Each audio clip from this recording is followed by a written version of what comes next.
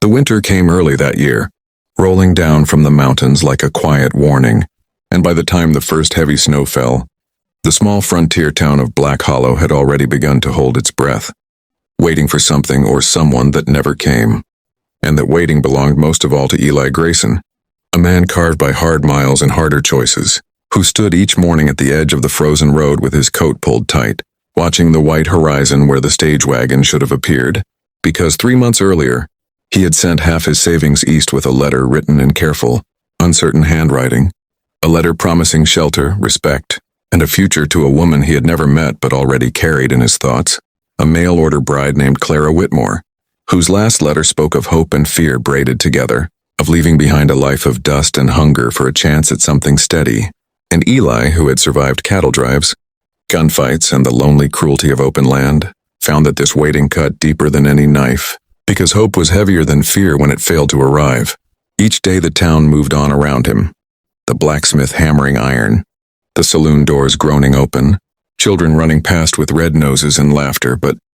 Eli remained fixed in that one place, eyes scanning wagon ruts half buried by snow, telling himself delays happened, storms slowed travel, horses went lame. Yet with every passing sunrise the silence grew louder, and the whispers began, the kind that drift through small towns like smoke, suggesting she'd changed her mind, taken another man, or never existed at all. And though Eli pretended not to hear, each word lodged inside him, because he had already cleared land for her, built a second chair at his table, and learned to imagine a woman's presence in the quiet cabin that had known only his boots and breath. When the stage finally arrived one bitter morning without her name on the ledger, the driver shaking, his head and muttering about rerouted wagons and missing manifests, something settled in Eli's chest, not panic yet, but resolve. And that night, as wind clawed at the cabin walls, he laid out his gear with deliberate calm, because cowboys like him had learned long ago that when answers didn't come to you, you rode out to meet them. At dawn he followed the wagon route himself, tracking it beyond the town limits into country most men avoided in winter, where trees stood like sentinels and the snow swallowed sound. And as he rode, memories of Clara's letters returned in fragments, her careful words about wanting a man who kept promises, about trusting God and grit in equal measure, about how she'd always loved the idea of wide skies, and Eli wondered if he had failed her before she ever reached him. If asking her to cross such distance had been a selfish hope dressed as kindness. The trail grew rougher the farther he went, wagon ruts veering where ice had cracked, broken branches marking places of struggle, and then he saw it, the unmistakable sign of disaster, splintered, wood half buried under fresh snow, the remains of a wheel, and his heart kicked hard as he dismounted, every sense sharpening, because out here wreckage didn't mean delay, it meant survival or death. He followed the debris downslope until the full shape of the tragedy emerged. A wagon torn open like a ribcage, canvas shredded, supplies scattered and frozen in place, and for a long moment he could only stand there, breath fogging, because this was not just an accident. It was the end of a journey that should have brought a woman safely to his door. He searched the ground for signs, footprints, blood, anything, and found too much and not enough all at once. Marks of frantic movement, drag lines leading away, and smaller tracks he couldn't place yet. And as dread tightened its grip, he forced himself forward, calling out into the trees, though he knew how foolish it sounded in the dead quiet, his voice swallowed by snow and distance. That was when he saw the doll, lying face down near a broken crate, its cloth dress stiff with frost, and beside it,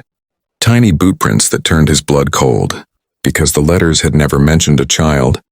Yet here was proof that someone young had been on that wagon, and suddenly the story grew larger and more dangerous than a missing bride, because children did not survive winter alone unless something or someone kept them alive.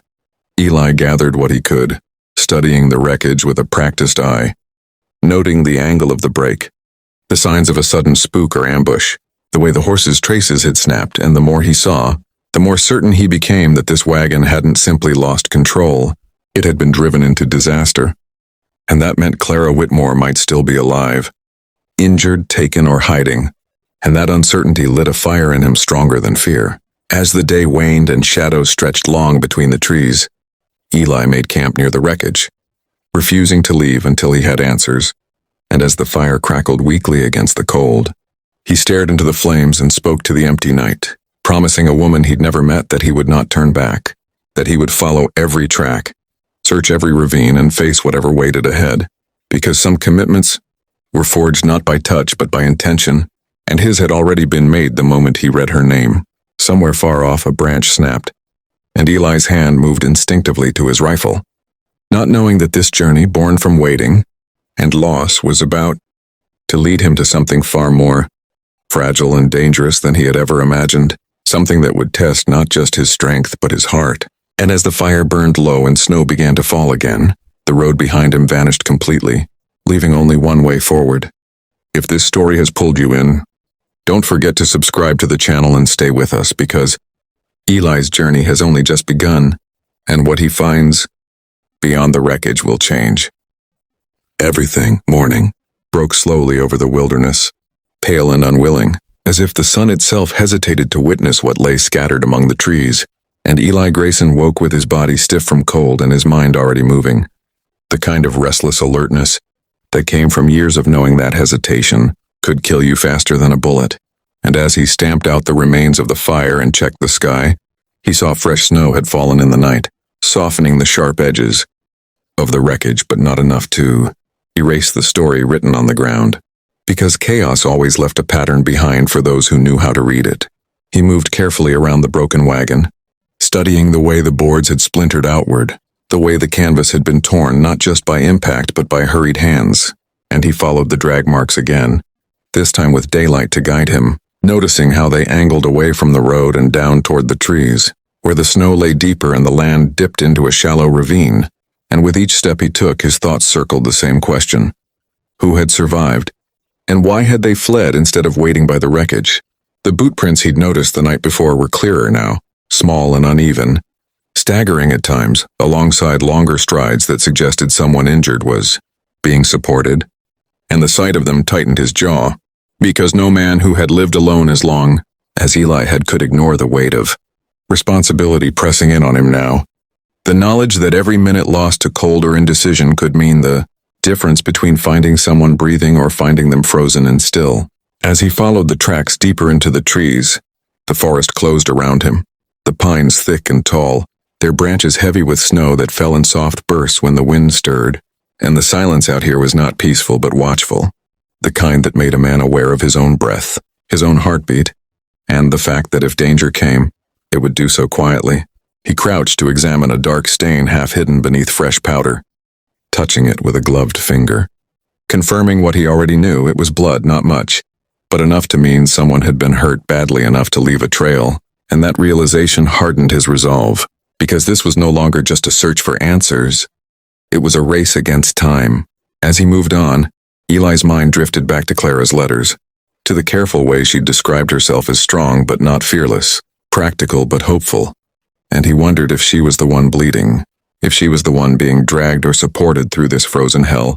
and the thought drove him forward with a quiet urgency that no storm could slow. The tracks led him to the edge of the ravine, where the ground dropped sharply and the snow lay untouched, except where feet had slid and scraped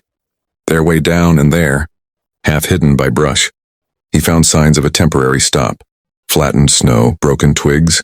and the faint impression of someone having sat or collapsed, and beside it something that made his breath catch, a scrap of cloth torn from a dress, pale and delicate, the kind of fabric no ranch woman would wear, but exactly the sort of bride, traveling east to west, might own. He closed his hand around it, feeling a strange mix of relief and dread, because proof of her presence meant proof of her vulnerability too. And as he straightened, scanning the trees, he became aware of how far he had already traveled from the road, how alone he truly was out here, and how whatever had happened to that wagon might not have been an accident at all. The tracks continued on the far side of the ravine, thinner now, more uneven, and Eli noted where one set of adult prints began to falter, dragging more heavily, suggesting exhaustion or worsening injury, while the smaller prints, the child's, remained surprisingly steady. And that detail unsettled him more than the blood, because it spoke of a young one forced to grow strong too fast, to keep moving when stopping meant death. Hours passed as he followed the trail, stopping only to drink from his canteen and scan the surroundings for movement, and several times he thought he heard something ahead, a snap of a branch, a whisper of fabric. But each time the forest returned to stillness, leaving him wondering whether he was being watched or whether fear was simply sharpening his senses. The weather began to turn by midday, clouds thickening and wind picking up, driving snow sideways through the trees, and Eli knew that soon the tracks would be lost entirely, so he pushed harder, ignoring the burn in his legs and the cold gnawing at his fingers. Because out here, persistence was as vital as strength. It was near a bend in the ravine that he found the next sign, something that made him stop dead and reach slowly for his rifle. A set of boot prints that did not match the others,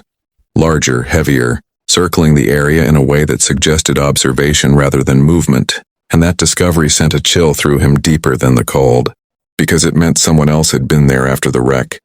someone who had not been injured, someone who might still be nearby. He moved more cautiously now, using the trees for cover, every sense alert, and as he followed the trail beyond that point, he began to piece together a grim picture. This wagon had been forced off the road, its occupants attacked or spooked, and whatever had happened afterward had driven the survivors to flee into terrain that offered no mercy. Late in the afternoon, as the light faded and the snow thickened, Eli caught sight of something ahead that made his heart lurch, a dark shape against the white near a fallen log, and as he approached slowly, he realized it was a coat, a woman's coat, laid carefully over something smaller, and for a moment he feared he was too late, that the search would end in tragedy. But as he drew closer, he saw the smallest movement beneath the fabric, the faint rise and fall of breath, and he knew then that the story he was stepping into was far from over. He did not rush forward, instinct warning him that survival out here bred caution, and instead he called out softly, announcing himself, hands visible, his voice carrying just enough to be heard without startling, and after a long, tense moment, the coat shifted, and a small figure sat up, red hair tangled, eyes wide and fierce despite exhaustion, a revolver clutched in trembling hands and pointed straight at his chest. Eli froze, raising his palm slowly, heart pounding not with fear for himself, but with awe and sorrow, for the child standing between him and whatever lay hidden beneath that coat, because in her stance he saw not innocence but determination born of terror, and he knew that the next few seconds would decide whether this search ended in rescue or blood. If you're feeling the tension right now, stay with us, subscribe to the channel, and don't miss the next chapter, because the girl with the gun holds the key to everything that happened. After the wagon fell, Eli stood perfectly still as the little girl aimed the revolver at him, the barrel wavering slightly with the tremor of cold and exhaustion, yet steady enough to leave no doubt that she would pull. The trigger of fear tipped into panic, and in that frozen moment he understood something profound, that whatever this child had witnessed since the wagon went down had stripped away the softness of childhood and replaced it with survival. And so he spoke slowly, gently, the way one might speak to a frightened horse, telling her his name, telling her he meant no harm, telling her he was looking for someone who had been on the wagon. And as his words settled into the air between them, the girl's eyes searched his face not for kindness but for truth, measuring him the way the wilderness had taught her to measure everything, by whether it lived or died. The gun did not lower immediately, but her breathing eased just a fraction, and she glanced back at the shape beneath the coat, as if drawing strength from what or who lay there. And Eli followed her gaze carefully, seeing now the outline of a woman curled on her side, her hair matted dark against the snow, her body too still for comfort, and the sight of her sent a sharp ache through his chest, because even without seeing her face he knew, with a certainty that felt almost cruel, that this was Clara Whitmore. He took a careful step forward, stopping when the girl stiffened again, and reassured her that he would not come closer without permission, that he only wanted to help. And after a long, silent struggle played out in the child's eyes, she finally lowered the revolver just enough to speak, her voice hoarse but fierce as she warned him that if he tried anything, she would shoot. And Eli nodded, accepting the terms without hesitation, because trust, he knew, was not given out here. It was earned inch by inch. He asked her name, and when she said Maggie, he felt another piece of the story click into place.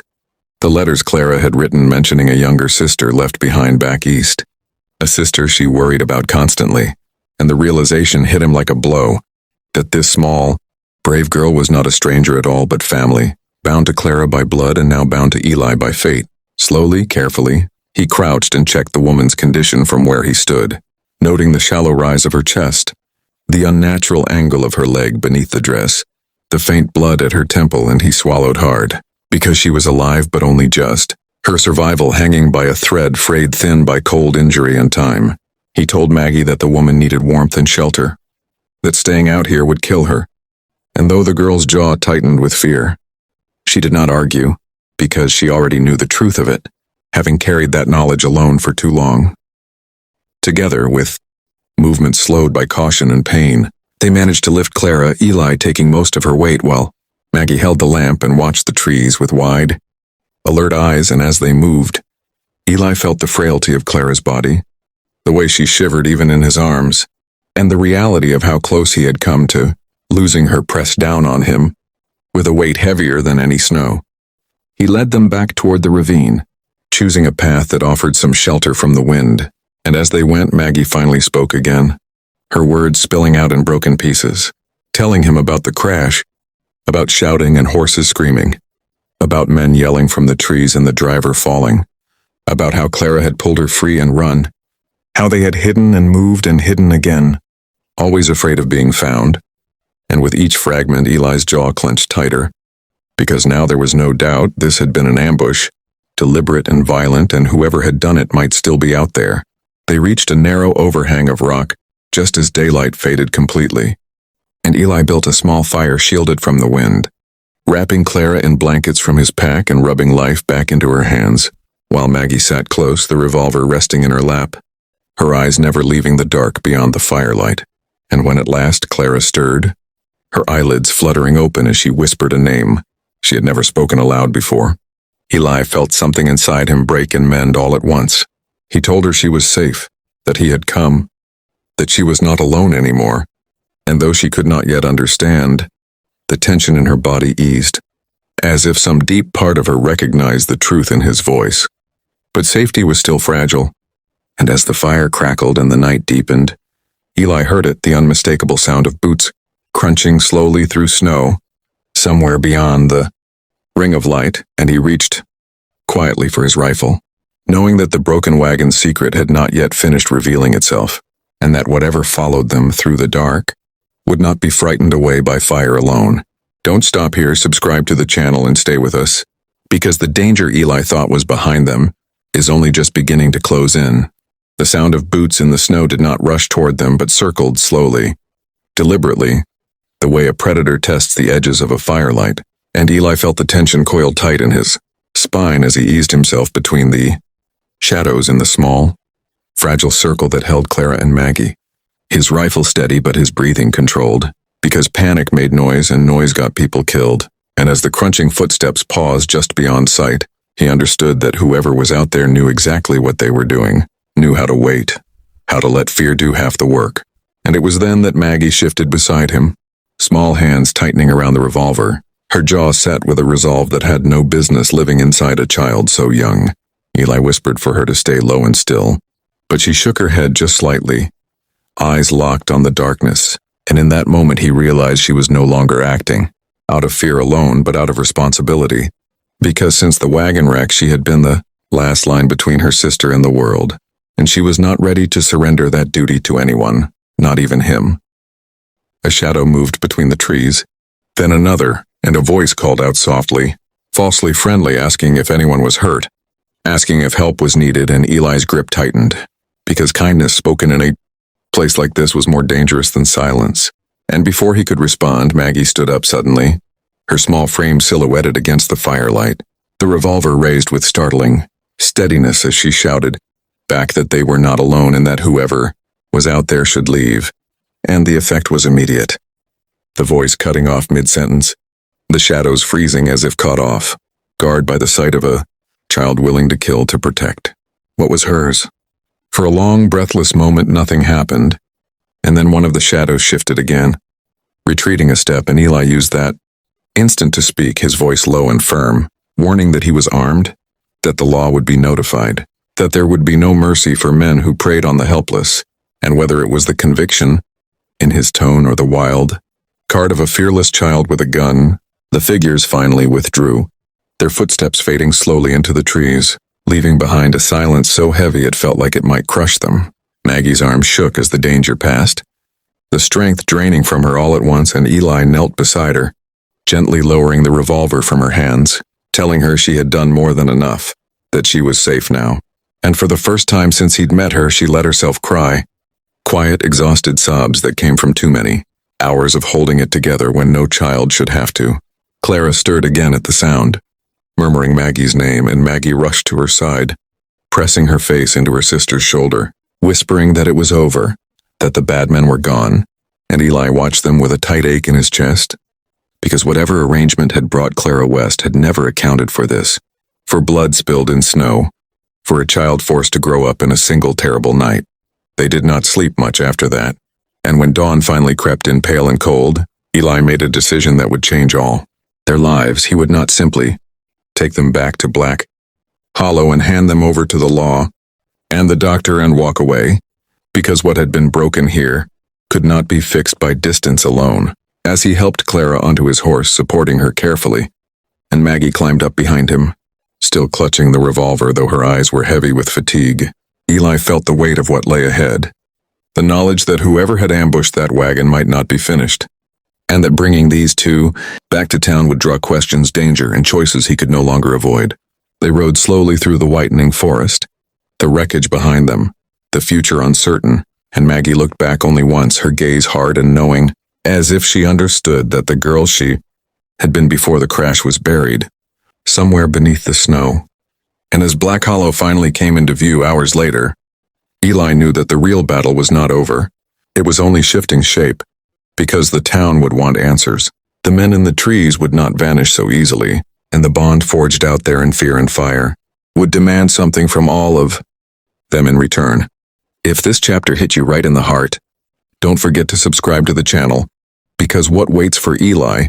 Clara, and Maggie in Black Hollow will test loyalty, courage, and love in ways none of them are ready for. Black Hollow did not welcome them with warmth or relief, but with the quiet, measuring looks of a town that had learned to weigh trouble before offering help. And as Eli guided his horse down the frozen main road, Clara slumped against him, pale and barely conscious,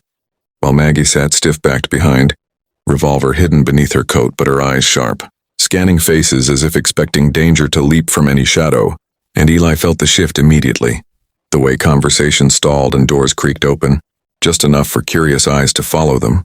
Because news traveled faster than horses in places like this, and a missing bride returning wounded from the wilderness was the kind of story that unsettled even the hardiest souls. He wasted no time riding straight to the doctor's office, where Clara was carried, inside and laid out under lamplight that revealed the full cost of her survival: bruises blooming dark along her ribs, a broken leg splinted poorly with torn wood, a gash at her temple stitched in, desperation rather than skill. And as the doctor worked, Eli and Maggie waited in the outer room, the smell of antiseptic and wood smoke thick in the air, and it was there in that uneasy stillness that Maggie finally began to talk, her words tumbling out not all at once but in fragments, as if each piece cost her something to release. She told him about the man who had arranged Clara's journey, a smooth-talking agent who promised safe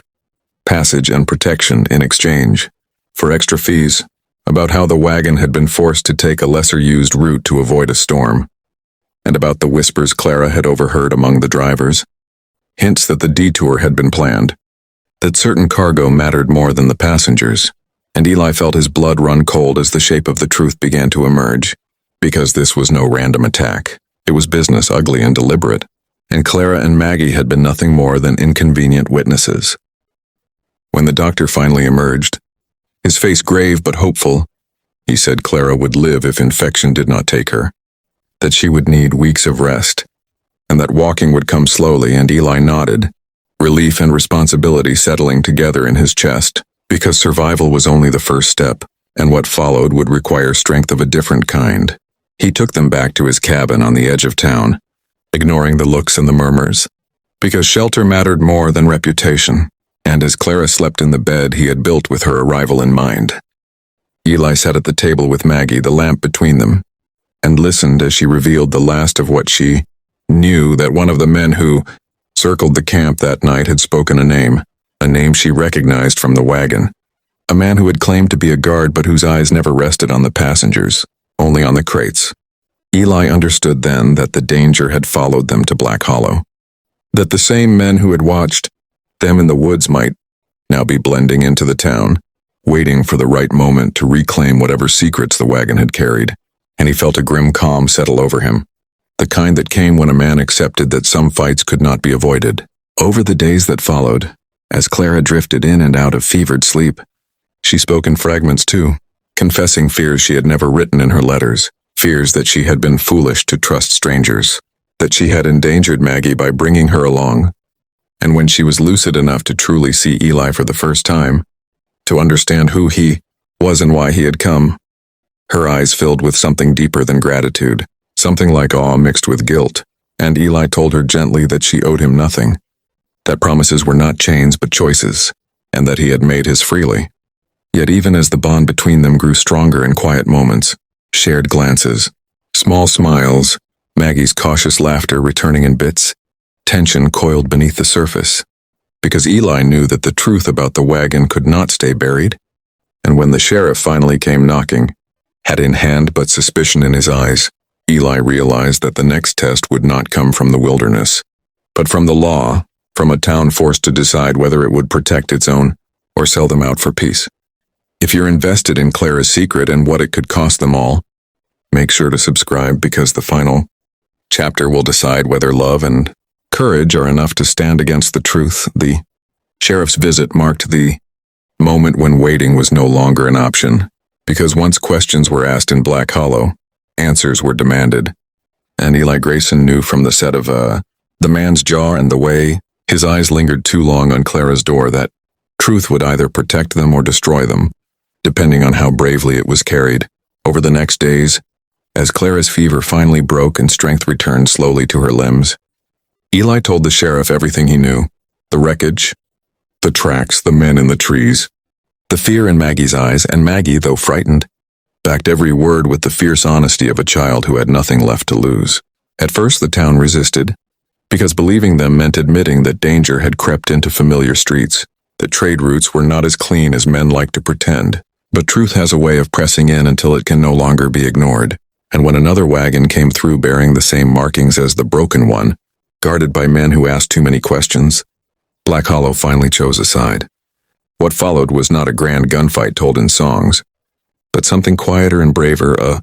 coordinated stand, the sheriff calling in favors, townsfolk watching roads, Eli facing down the very man whose name Maggie had heard whispered in the snow. And when the truth spilled out under pressure, it revealed a chain of greed that had stretched farther than any of them imagined, using isolated routes and expendable passengers to move stolen goods west. Justice came slowly, imperfectly, as it always did, but it came, and when it was over, the danger that had chased Clara and Maggie across frozen wilderness loosened its grip at last. In the calm that followed, life did not return to what it had been, because some things cannot be undone, but something new took root instead, something stronger than fear.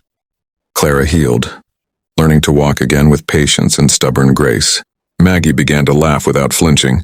and Eli discovered that love was not the thing he had imagined while